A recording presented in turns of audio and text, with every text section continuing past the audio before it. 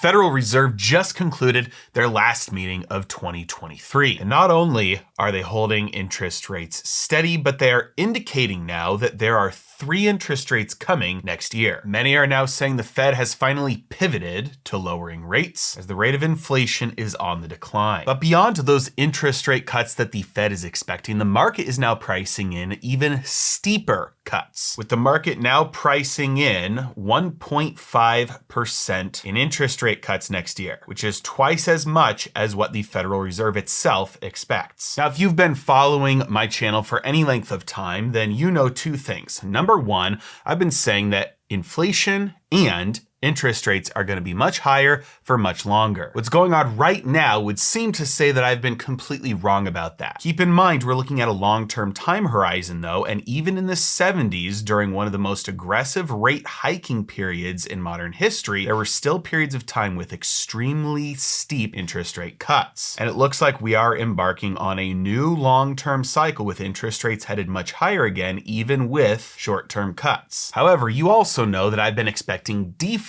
for a very long time. And with even the official rate of inflation staying above 3%, this has clearly been wrong. But asset prices responded to the expectations of rate cuts in 2024 by shooting through the moon. Gold is back well above $2,000 per ounce, silver nearing 24, Bitcoin toying with $43,000, the S&P 500 is touching its all-time highs, and the Dow actually breached its all-time highs, touching a new record of 37,090. Bond investors are having a fantastic day as well, with treasuries surging the most since March in anticipation of future cuts. The 30-year yield is down to 4.17%. The 10 is down just below 4% now, and short-term rates like the 6-month T-bill are relatively unchanged at 5.3%. Now, it's important to note that even though I've been wrong about plenty of things this year and in the past, my portfolio has still done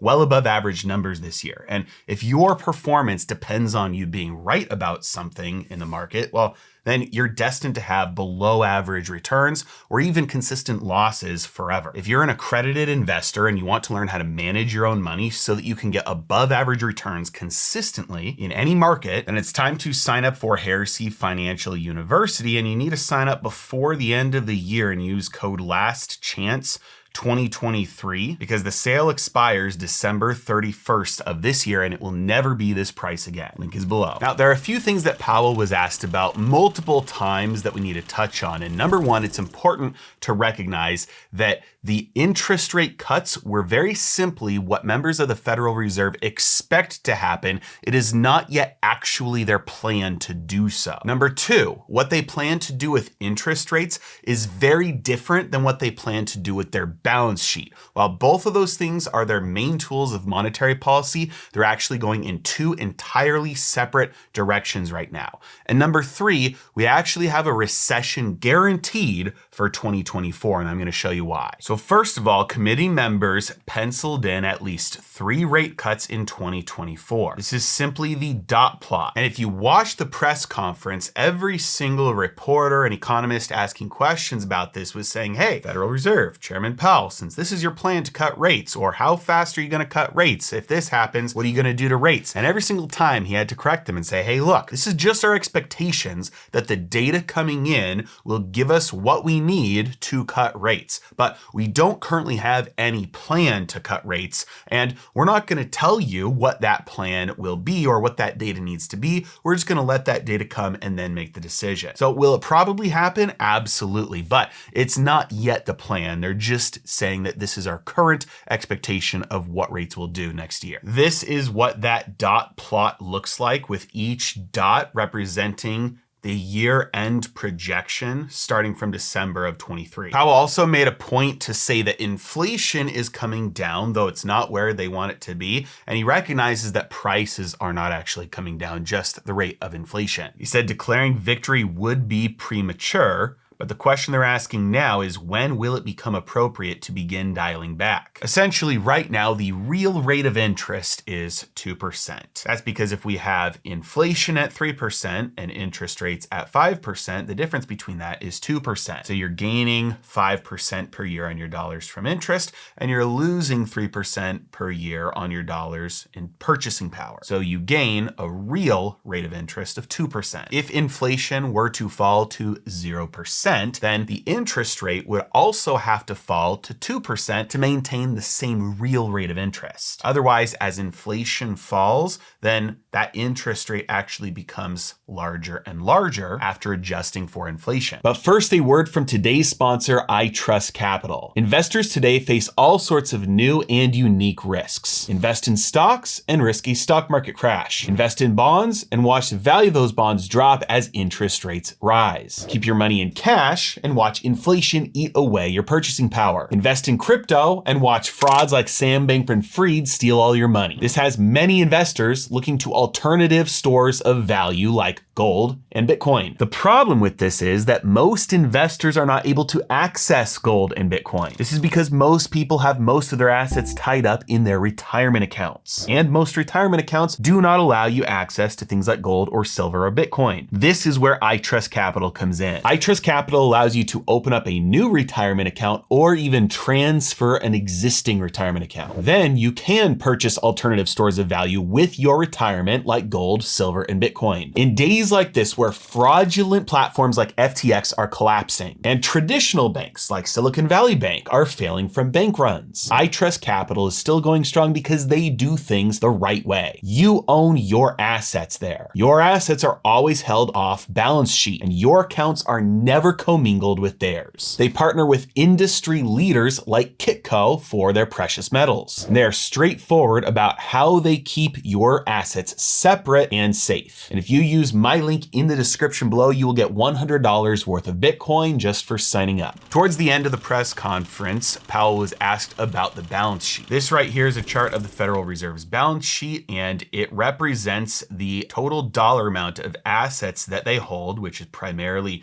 US Treasuries and mortgage-backed securities. They printed money in the past, used that money to buy assets like Treasuries and mortgage-backed securities from financial institutions, and they hold all of those assets on their balance sheet now. When they are printing money to buy those assets, that's called quantitative easing because they're taking those assets out of the financial system and injecting cash instead. Financial institutions can then use that cash to do whatever they want with, which is usually create more assets. This is why quantitative easing has an easing effect on the economy because it injects new cash for financial institutions to do things with. However, during times like 2018, 2019, and ever since May of 2022 until the time of this recording, when the balance sheet is moving down, that means the Federal Reserve is engaging in something called quantitative tightening, which means the size of their balance sheet is actually shrinking. Now, you can think of the Fed's balance sheet as a brokerage account for the Fed. It just holds all their assets. Their assets happen to be debt, they're bonds. If you hold bonds in your brokerage account,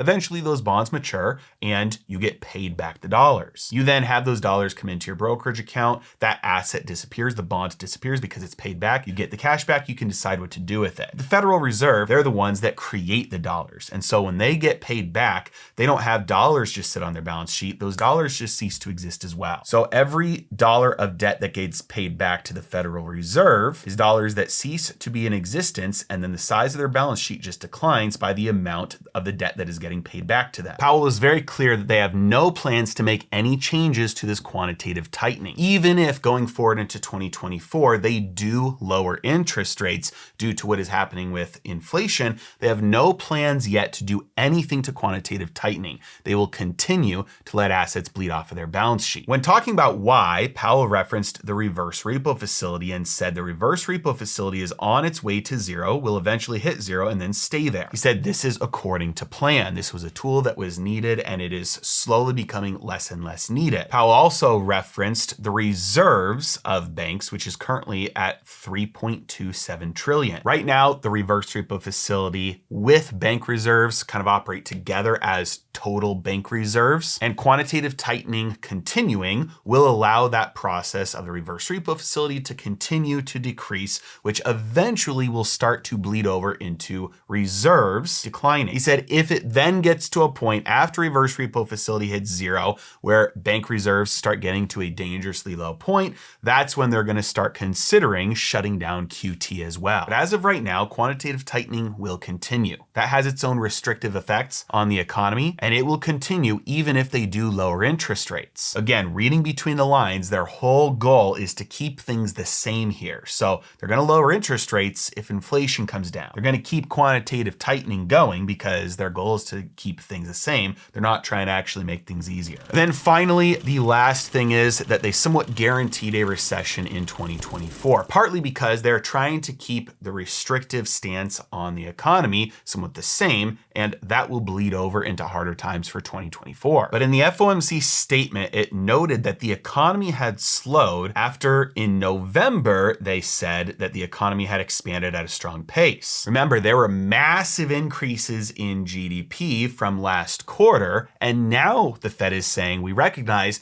that the economy right now is slowing substantially compared to where it was before. He said recent indicators suggest that growth in economic activity has slowed substantially from the outsized pace seen in the third quarter. That slowdown will continue as the cumulative effect of all of the monetary policy tightening from the last year, 2 years, starts to take its toll on the economy. And right on cue, they are about to do the one thing that virtually always guarantees a recession, and that is actually lowering interest rates. Since the 1950s, every single time interest rates drop from the Federal Reserve lowering interest rates, that happens during or right before a recession, as indicated by the gray bars on this chart. The last time they lowered interest rates was 2019, and the recession started in 2020. Time before that, they lowered interest rates in 2007, and the recession started in 2008. Time before that, they lowered interest rates in 2000. The recession started in 2001. Time before that, the recession started in 1990 as they started lowering rates later in 1990. In fact, all the way since 1955, there have only been 2 times that they've lowered interest rates,